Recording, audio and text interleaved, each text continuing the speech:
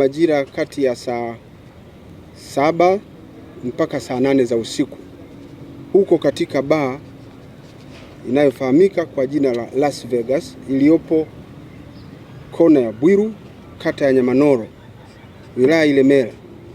Mwanamume mmoja kijana ambaye anaitwa Mzafaru Faisal Yunus, umri wake ni miaka 26, ni mfanyabiashara na mkazi wa eneo la Mbugani, aliuawa kwa kushambuliwa kwa ngumi, mateke na vipande vya mbao, bomba la chuma katika sehemu mbalimbali za mwili wake baada ya kushindwa kulipa bili ya vinywaji ambayo ilikuwa ni kiasi cha shilingi 8,000.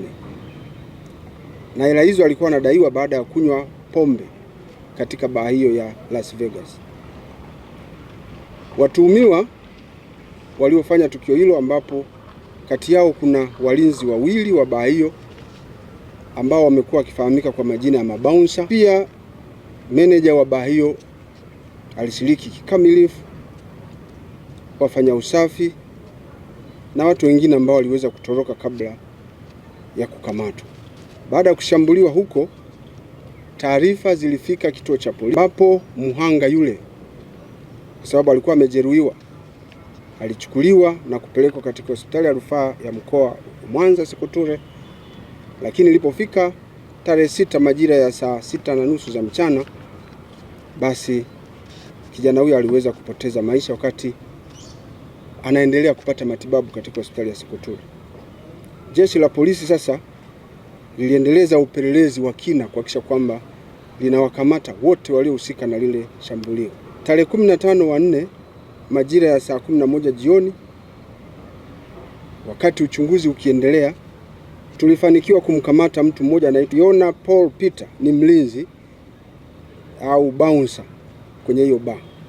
Miaka yake ni 22, mkazi wa Nyasaka, Msumbiji, wilaya ya Ilemela.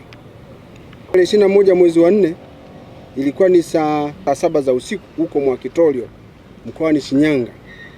Mtuhumiwa Hamisi Juma Musa, miaka 27, ambaye anafanya kazi ya usafi katika baa hiyo ya Las Vegas na mkazi wa Ilemela, pia alikamatwa akiwa amejificha mara baada ya kufanya tukio hilo. Tarehe 5 mwezi wa 3 mwaka huu, pia usiku katika kijiji cha Mkiu Mkuranga huko mkoani Pwani, pia tuweza kumkamata mtuhumiwa mwingine ambaye alishiriki katika mauaji hayo, anaitwa Benson John Mgoko, naye ni bouncer, kijana mwenye umri wa miaka 19, mkazi wa Nyasaka, Msumbiji.